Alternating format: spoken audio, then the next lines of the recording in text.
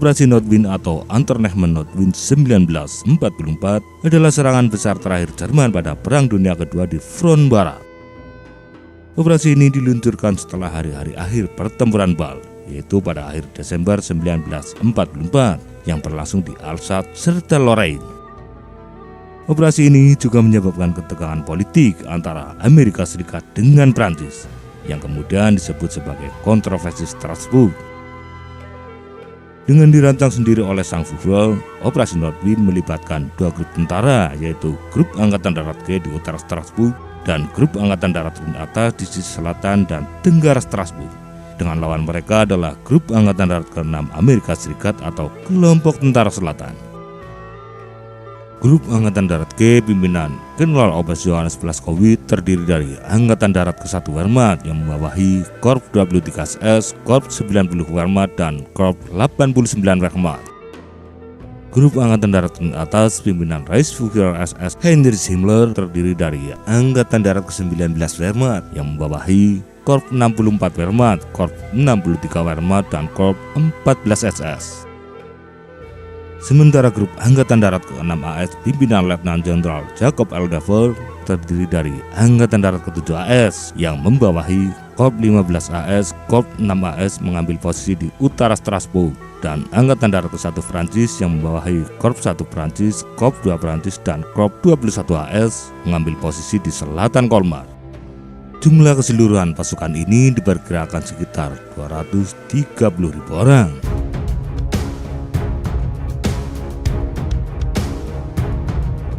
Tanggal 12 November 1944, Grup Angkatan Darat ke-6 AS yang terdiri dari Angkatan Darat ke-3 AS, Angkatan Darat ke-7 AS, dan Angkatan Darat ke-1 Prancis melancarkan serangan di kedua sisi Vos dan berhasil mencapai tepi Sungai Rin, yaitu di Mulhouse pada tanggal 19 November dan di Strasbourg pada tanggal 23 November. Atas perintah dari Panglima tertinggi Sekutu, unit Amerika tidak diizinkan menyeberangi Sungai Rin, namun diperintahkan berbelok ke utara guna mendorong Angkatan Darat ke-1 Wehrmacht dari Alsace hilir ke utara dan mengepung unsur Angkatan Darat ke-19 Wehrmacht di jembatan Alsace. Grup Angkatan Darat G berhasil mengeluarkan unsur Angkatan Darat ke-19 Wehrmacht dan kemudian menempatkan pasukan tersebut di Grup Angkatan Darat Rin Atas dengan penugasan mempertahankan tepi barat Sungai Rin dan pinggiran kota Strasbourg. Hari demi hari situasi berubah dengan cepat dan pada tanggal 21 Desember 1944 momentum Jerman selama pertempuran Bal mulai menghilang, sehingga terbukti bahwa operasi tersebut berada di ambang kegagalan. Pada saat itu, Angkatan Darat ke-3 AS telah bergerak dari posisinya untuk menyelamatkan pasukan Amerika yang terkepung di Bastogne, dan wilayah yang dikosongkan kemudian diambil alih oleh Angkatan Darat ke-7 AS yang juga mengirimkan 2 divisinya untuk berpartisipasi dalam serangan di Ardennes.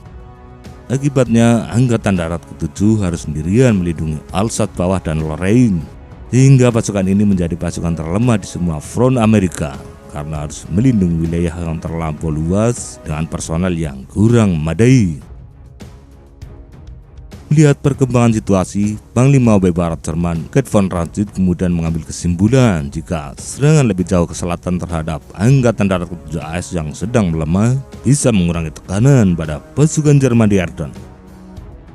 Pada hari itu juga von Rundstedt memerintahkan Grup Angkatan Darat G untuk menyiapkan rencana serangan ke Sebenernstein. Namun sempat tertunda karena kondisi pasukan terlalu lelah ditambah kondisi alam di Vos yang kurang bersahabat. Barulah pada tanggal 24 Desember von Rundstedt dan General Oberst Johannes Blaskowitz mulai menyusun rencana operasinya, termasuk menambah pasukan dari Grup Angkatan Darat Rin Atas. Misi utama mereka adalah memutus komunikasi serta menghancurkan Angkatan Darat ke-7 AS dan kemudian memberikan dorongan kepada Angkatan Darat ke-19 Wehrmacht untuk maju ke selatan. Secara resmi, Operasi Nordwind mulai diluncurkan pada keesokan harinya tanggal 25 Desember dengan jadwal pengerahan pasukan tanggal 31 Desember. Jerman menamai 2 grup tentara tersebut sebagai Sturmgruppe atau kelompok badai. Sementara itu di pihak sekutu, dengan bergesernya pasukan Angkatan Darat ke-3 AS, Jenderal Eisenhower atau Jenderal Ike menyadari tantangan kedepannya akan dihadapi oleh grup Angkatan Darat ke-6 AS, terutama pasukan dari Angkatan Darat ke-7. Jenderal Ike lantas memberi perintah lisan kepada Jenderal Dever untuk memindahkan Angkatan Darat ke-7 dari ring atas ke punggung Bukit Vos, yang secara langsung mengosongkan Alsace Utara untuk diduduki kembali oleh Jerman. Kekhawatiran Ike bukan tanpa sebab. Pada saat itu, intelijen sekutu telah mengindikasikan bahwa Jerman sedang membangun pasukan tambahan untuk melancarkan serangan sekunder di wilayah Alsace. Hal tersebut juga diperkuat oleh pengintaian udara yang melihat arah pergerakan tank-tank Jerman. Dan Ike tahu betul jika pasukannya di Alsace-Lorraine terlalu renggang, sehingga jika memaksa bertahan dipastikan bakal hancur. Namun ternyata Dever tidak menuruti perintah Ike karena melihat penarikan pasukan bukanlah sesuatu yang mendesak. Pada intinya, Dever yang didukung oleh sebagian besar anggota grup Angkatan Darat ke-6 termasuk Pat dan De Lattre enggan mengosongkan wilayah yang telah direbut dengan susah payah. Terlebih pasukan Pat dan De Lattre sudah sangat kesal karena tidak diizinkan melintasi Sungai Rhine sehingga disalip oleh pasukan lainnya. Di atas kertas, sekutu memiliki lebih sedikit divisi daripada Jerman, namun memiliki situasi yang lebih baik dalam hal personel serta material. Tentara Amerika dan Prancis memiliki pengalaman lebih karena telah bertempur sejak kampanye Italia. Berbeda jauh dengan Jerman yang pasukannya kebanyakan adalah rekrutan baru. Terlebih salah satu grup dipimpin bukan oleh jenderal berpengalaman, yaitu Heinrich Himmler. Namun sekali lagi akibat dilunturkannya serangan Ardennes, unit-unit tempur Amerika banyak yang dikirim ke zona tempur lain. Sementara pasukan pengganti belum terkumpul sepenuhnya. Hal inilah yang menjadikan Angkatan Darat ke-7 menjadi pasukan terlemah. Pukul 23.00 tanggal 27 Desember, Sturm Group menerima perintah terakhirnya, yaitu menerobos garis Angkatan Darat ke-7 AS dan Angkatan Darat ke-1 Prancis di pegunungan Vos Atas dan daratan Alsace, lalu kemudian menghancurkan mereka. Ini akan membuka jalan bagi operasi Sun, yaitu serangan besar yang direncanakan ke bagian belakang Angkatan Darat ke-3 AS. Tanggal 28 Desember, Hitler menyampaikan pidatonya di sarang Elang Alderhorst yang mengatakan betapa pentingnya operasi Nordwind tersebut. Dalam kalimat akhir, dia mengatakan, "Tidak ada masalah prestis di sini. Ini adalah masalah menghancurkan dan memusnahkan musuh dimanapun kita menemukan mereka. Bagaimanapun juga kita akan menguasai takdir."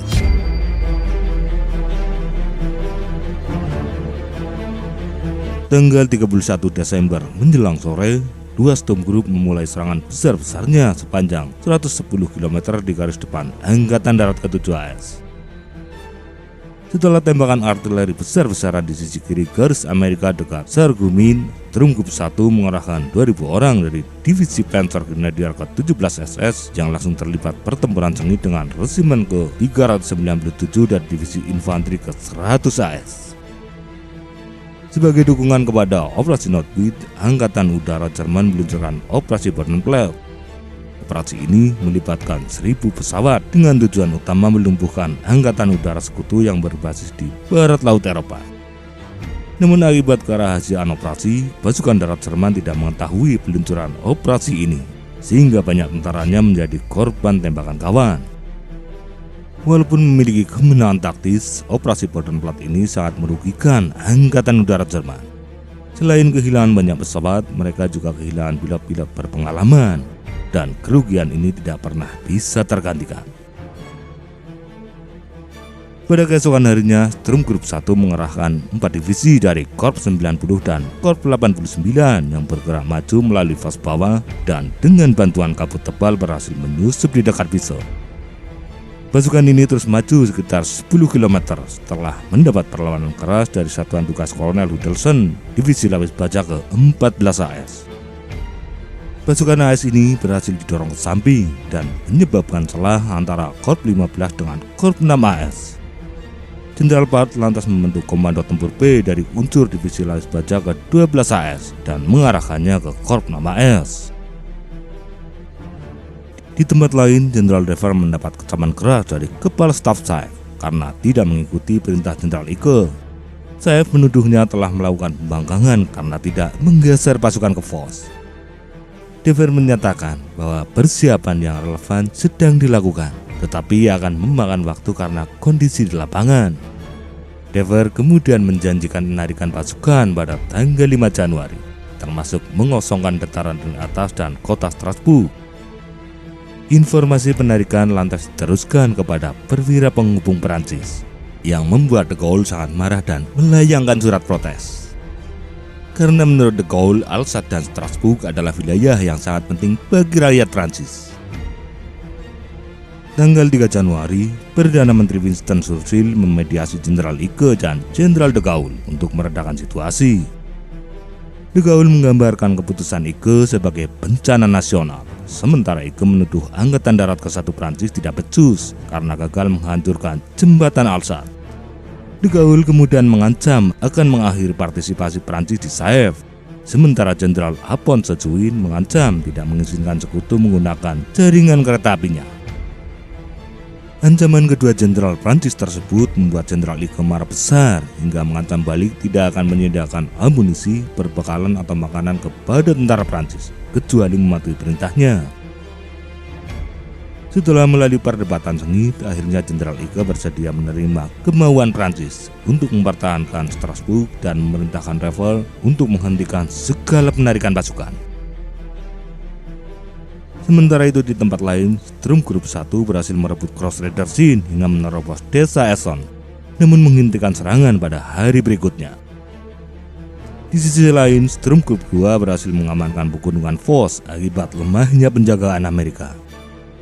Walaupun pasukan ini sempat kebingungan karena kurangnya pengintaian dan informasi, akhirnya unsur Sturmgruppe 2 berhasil maju hingga 16 km. Melihat kesuksesan operasinya, Komandan Angkatan Darat ke-1 Wehrmacht Jenderal Hans von Oberwalder atas persetujuan General Oberst Blaskowitz mengerahkan divisi Gunung ke-6 SS yang baru kembali dari Norwegia. Pasukan ini memiliki kemampuan tertinggi dari semua pasukan Jerman yang berada di posisi terdepan.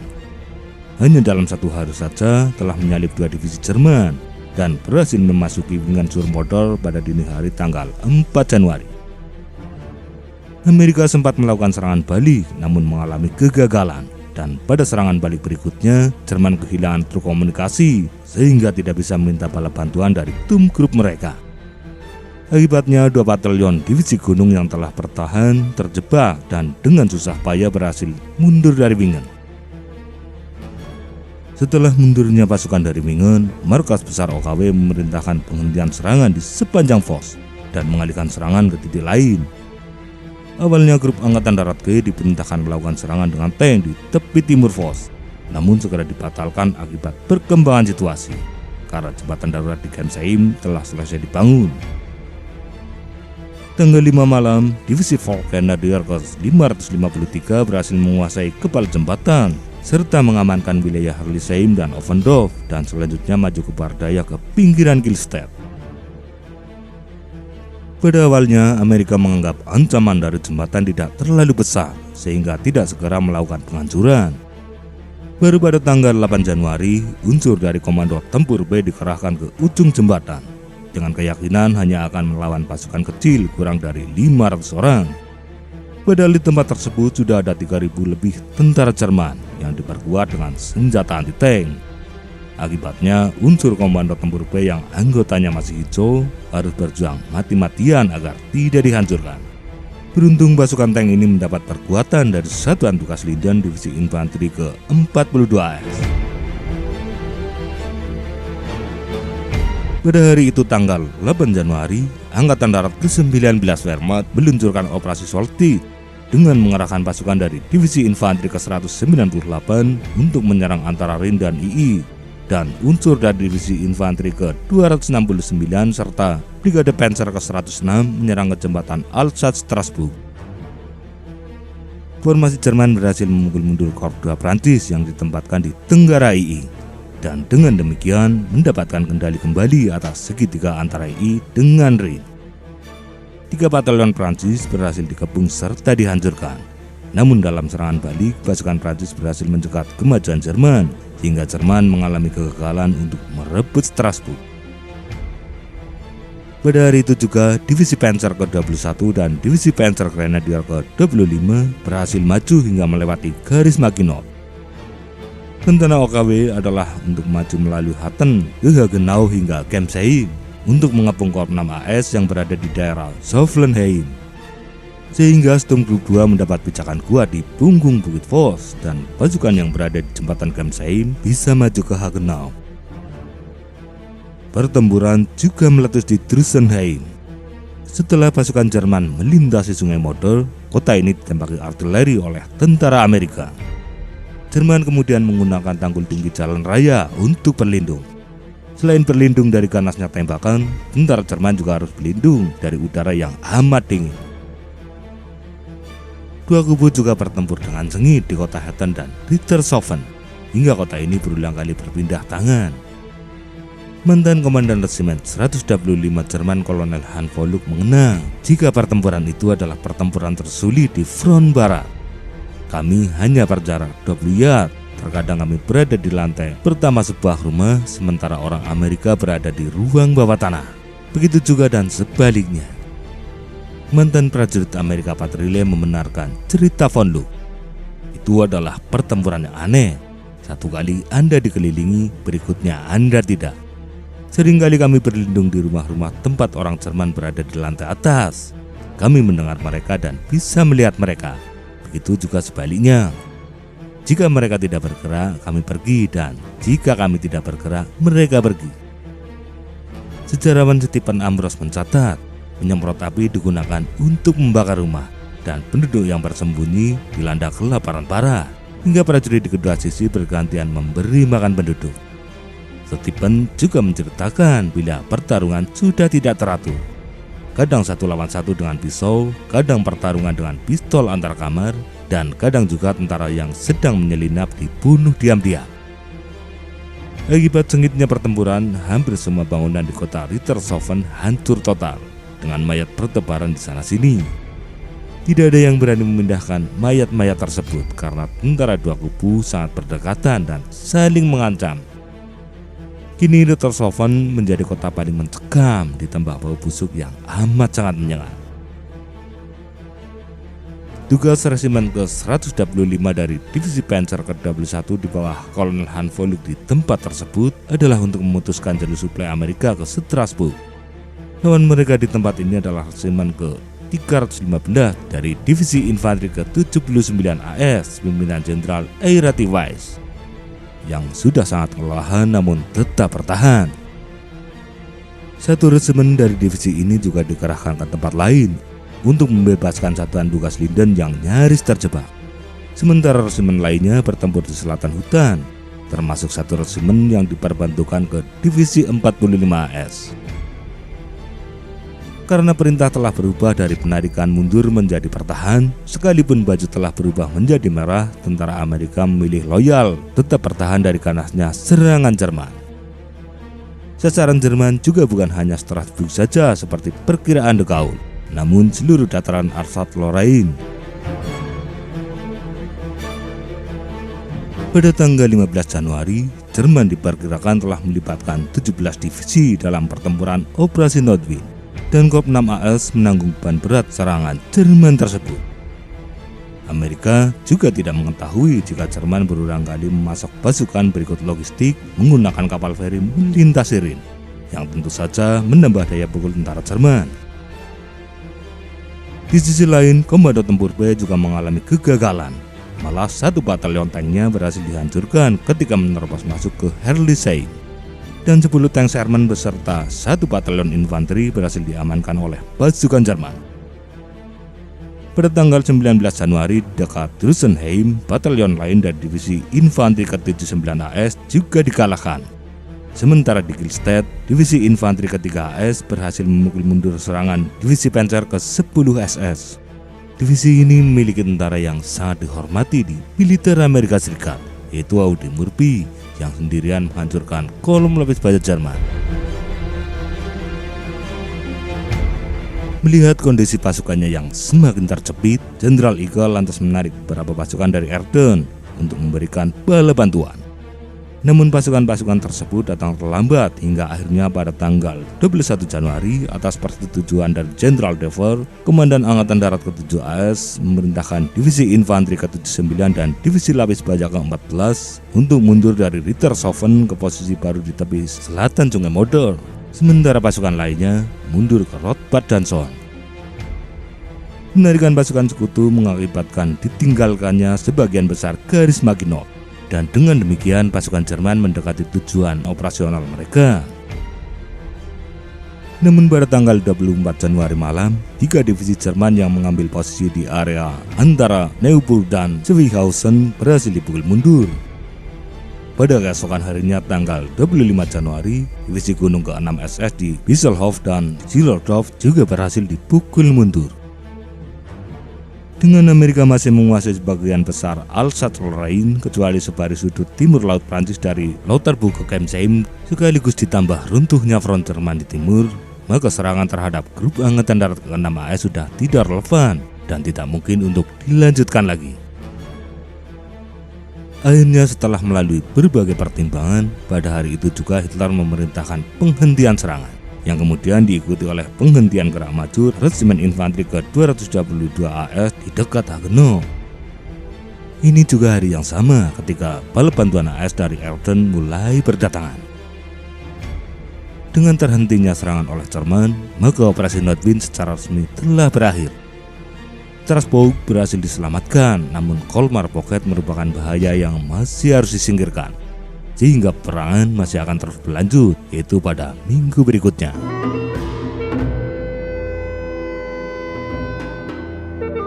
Kerugian dalam operasi Nordwind adalah sebagai berikut.